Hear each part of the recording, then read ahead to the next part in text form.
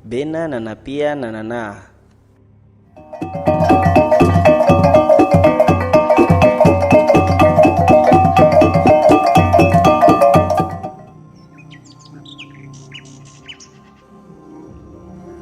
Suku Bena merupakan suku yang terletak di dalam wilayah Kabupaten Ngada di Pulau Flores, Provinsi Nusa Tenggara Timur. Secara geografis, berada pada sebuah lembah di antara dua buah gunung, yaitu Gunung Inerie dan Sorolaki.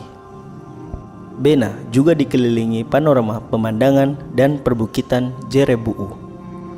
Suku Bena menjadi salah satu tujuan wisata untuk melihat desa megalitikum yang masih ada hingga saat ini. Penduduk Bena percaya bahwa rumah-rumah yang mereka dirikan adalah anak-anak dari bapak dan ibu kampung yang merupakan perlambangan dari manusia. Oleh karena itu, rumah-rumah di Bena diberi nama. Rumah juga dianggap bertingkah laku seperti manusia. Rumah yang mewakili kaum perempuan diberi nama Sau Sakapuu, dan yang mewakili laki-laki disebut Sau Sakalobo. Pembeda di antara keduanya adalah tanda yang ada di atas rumah. Simbol pada Sau Sakalobo bernama Ata. Ata berbentuk manusia yang memegang parang di sebelah tangan kanan dan memegang tombak di sebelah tangan kiri. Sedangkan simbol pada Sau Sakapuu bernama Anaye yang berbentuk miniatur rumah adat.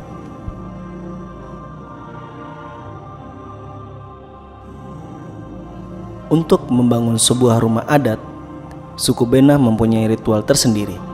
Ritual tersebut terbagi atas 17 tahapan proses yang wajib dilakukan. Ritual pertama disebut dengan Basa Mata Kaka, merupakan tahapan pertama dari serangkaian proses membangun rumah adat.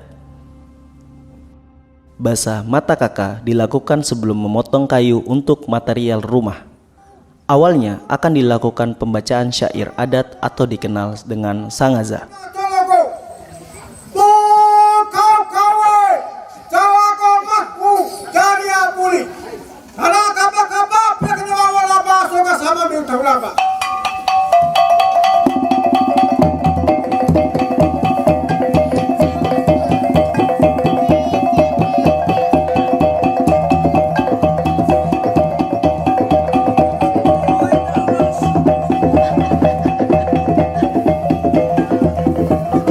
Kemudian seekor babi akan dikorbankan. Lalu darah babi tersebut akan digunakan untuk melumuri kapak dan alat-alat yang akan digunakan untuk memotong kayu.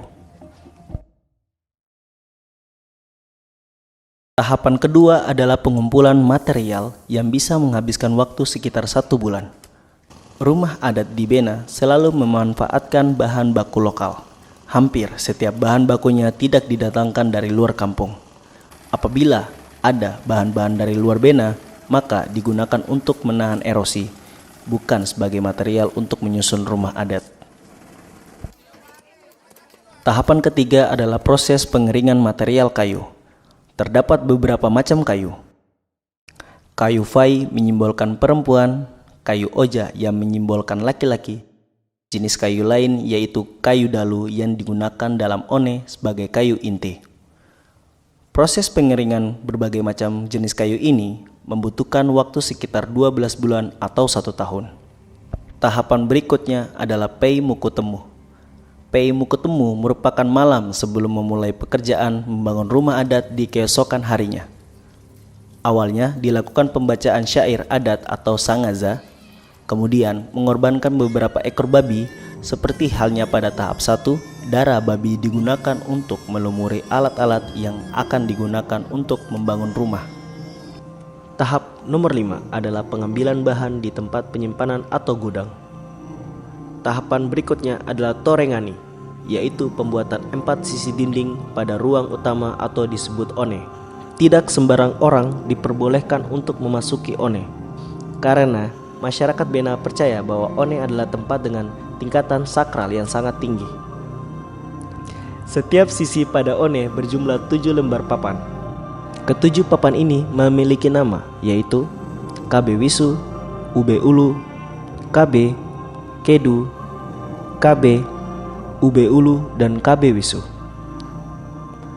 Makna dari ketujuh lembar papan adalah untuk membantu setiap generasi dalam mengingat 7 leluhur dan 7 keturunan sesudahnya. Beranjak ke tahapan ketujuh yang disebut dengan weti. Weti merupakan proses pembangunan ukiran-ukiran pada rumah adat yang dikerjakan oleh 5 pade.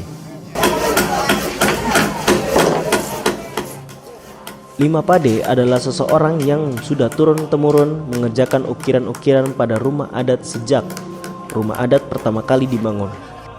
Selain ahli membuat ukiran, 5 pade juga ahli dalam konstruksi bangunan.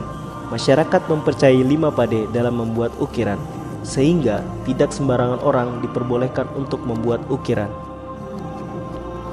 Berikutnya adalah tahapan yang disebut dengan kobo. Kobo adalah saat di mana pembuatan ruang utama atau one sudah siap semua. Kemudian diadakan ritual untuk kelima pade. Seperti biasa, proses ritual selalu diawali dengan syair adat atau sangaza. Kemudian dilanjutkan dengan pengorbanan hewan babi. Hewan babi yang telah dibunuh akan dimakan bersama-sama.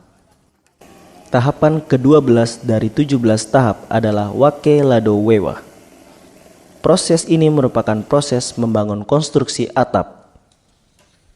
Ritual diawali dengan syair adat atau sangaza, kemudian mengorbankan hewan babi dan makan bersama seluruh orang yang terlibat dalam proses pembangunan.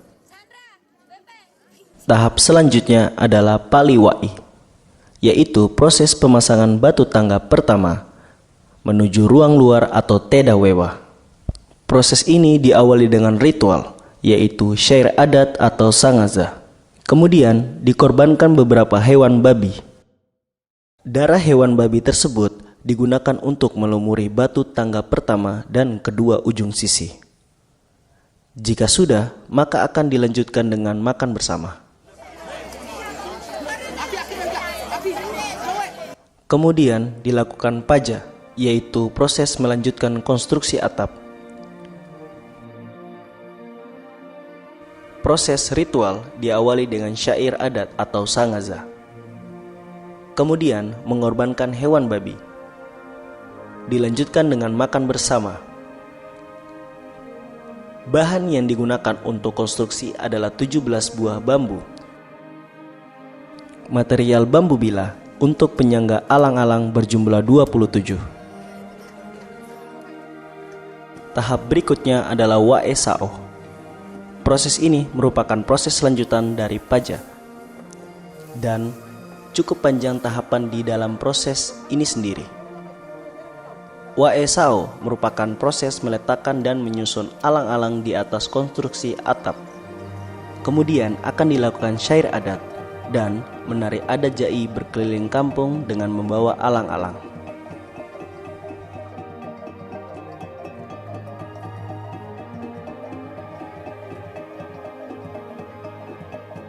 Lalu memberikan alang-alang yang dipegang penari terhadap anggota keluarga yang berada di atas atap. Masih dalam tahap ke-15 yang disebut dengan Anasaki Mae Zia Sao Fai, yang berarti perjalanan suami menuju rumah istri.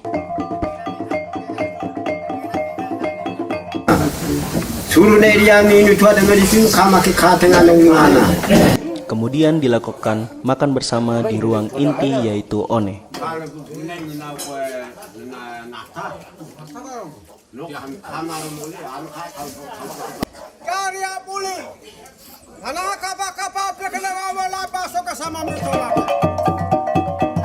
Kemudian akan kembali ke Sao Sakalobo atau rumah lelaki dengan menari jai membawa ata. Ritual pulang kembali ini disebut dengan Wado Sao Anasaki. Saat di rumah, simbol ata diberikan kepada anggota keluarga yang berada di atas atap untuk dipasang pada bagian bubungan atap rumah adat Sao Sakalobo. Tahapan ke-16 merupakan pemberkatan misa. Proses ini merupakan akulturasi antara budaya Bena dan agama Katolik. Ritual terakhir adalah kasau, yaitu proses syukuran rumah adat yang dihadiri seluruh anggota keluarga masyarakat Kampung Bena, dan seluruh masyarakat kampung-kampung lain yang masih memiliki ikatan persaudaraan dengan pemilik rumah. Tuan rumah akan mengorbankan 70 ekor babi, 1 ekor kuda, dan 15 ekor kerbau.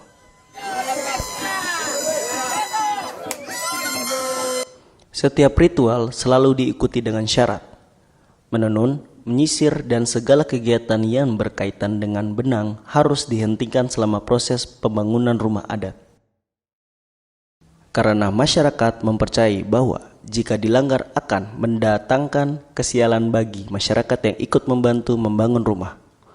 Hal lain yang krusial adalah selalu menyalakan api pada tungku masak atau lika setelah rumah adat selesai dibangun. Tujuan dari menyalakan api terus-menerus ini adalah untuk menjaga agar alang-alang bisa awet bahkan hingga 40 tahun. Masyarakat Bena percaya bahwa ketika ada kendala atau masalah saat pembangunan rumah, maka akar permasalahan tersebut terkait dengan ritual yang mungkin saja keliru. Itu cerita awalnya seperti apa Pak ya? Mengapa adanya ritual itu Pak ya? Ya, itu kita bawa terus mulai leluhur dulu. Dibawa terus. Istilah di sini dengan bahasa ada tuh nana pia nana naa. Artinya kata-kata yang diungkap oleh leluhur itu disimpan terus, diulang terus setiap kali ada upacara. Lalu mengapa harus ditaati dan tidak boleh dilanggar? Ya, harus ditaati terus. Kalau dilanggar kan akan dapat musibah, ada sanksinya. Kalau buat acaranya tidak sesuai, maka itu ada sanksi dari leluhur. Pernahkah ada satu kejadian yang itu menyebabkan adanya sanksi dari leluhur itu Pak? Ya, ada. Termasuk saya sendiri, saya punya anak cucu sendiri. Kalau tidak buat rumah kan sakit, gila. Oh iya. Kalau leluhur harus dijaga baik. Maupun ngadu maupun bagas. Ataupun tanduk kerbau saja yang sering terjadi di setiap sampai rumah itu harus dijaga baik. Peristiwa terakhir akibat ritual yang dilanggar itu Pak, itu kapan terakhir kalinya Pak ya? Adanya tahun ini, saya sendiri nih. Oh tahun ini. Periksa dokter juga periksa lengkap tidak ada penyakit. Lalu itu kita pulang, itu namanya penyakit rumah. Jadi kita pulang buat upacara di rumah. Cara menanggulanginya seperti apa Pak ya? Ya kita kasih makan nenek moyang dan nenek moyang langsung kita kerja rumah itu. Terus dia langsung sehat. Dia langsung sehat ya? Ya. Sekarang sudah sekolah kembali.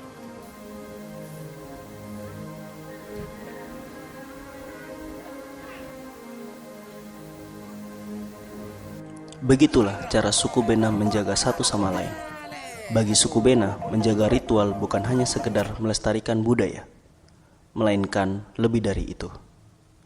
Menjaga ritual adalah salah satu cara mengingat ajaran leluhur.